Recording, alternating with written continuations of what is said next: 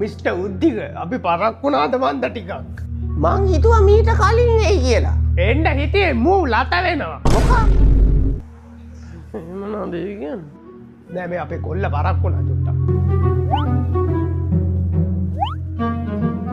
පුතාට දැන් එක්සෑම් එකම එනව නේද? පාඩම් එහෙම කරන වෙදි දැන්. පාඩම් මූ කරන පාඩම් මූ කරන පාඩමක් නෑ.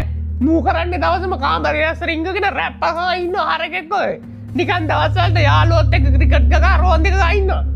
දැන් උඹට ඒකට අපේ කොල්ලා ගේමයි දවසම කරන්නේ පාඩම් කරන එක. කෙල්ලෝ යාළුවෝ නම් ටිකක් ආශ්‍රය කරනවා.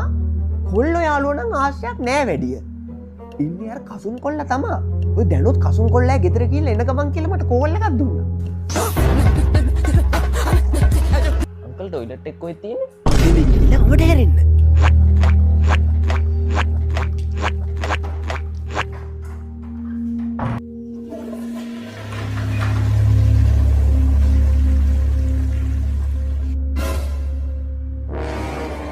අංකල් පින්සිරියට තව අක්ක කෙනෙක් කර නංග කෙනෙක් කර ඉන්නවද? නෑ පින්සිර නෑ දෙකම පුතා. මේ උද්දෙකට ඉන්නේ ඉතින් එක කොල්ලයිනේ. ඈ? එතකොට මේ කාමරේ ගෝනික්කොත් ඉන්නවා. ඒක මෙය අපේ කොල්ලගේ කාමරේනේ. අපේ කොල්ලා එහෙම නෑ. උණු වර්ප තියෙන සින්දු මුකුත් ආන්නේ හරිම පිළිවෙලයි. අර කොරියාවේ ඉන්නේ කවුද? කොල්ලෝ කට්ටිය. අන්න ඒගොල්ලෝගේ සින්දු වහන්නේ දවසම. දැන්නම් කසුන් පුතාලා ගෙදර ඉඳන් එන්න මේ එන්නේ කියනකොටම තාත්ති මං ආවා පුතා මගේ වටවලයා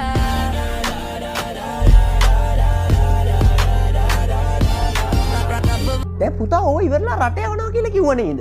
දැන් ගියාට පස්සේ උයන්නේ එහෙම දන්නවද? මූ ඕව දන්නේ නෑ මූ දන්නේ දෙනේව කණ්ඩ විතර. අපේ ගෙදර උයන්නේත් අපේ පුතා. කුස්සියේ වැඩ හොඳට පුළුවන්.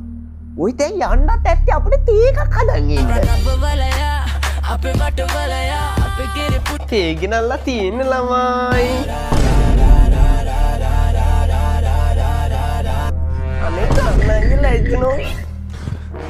මේ උද්දිගුතෝ අවංගවට නෑ එන්න එපා.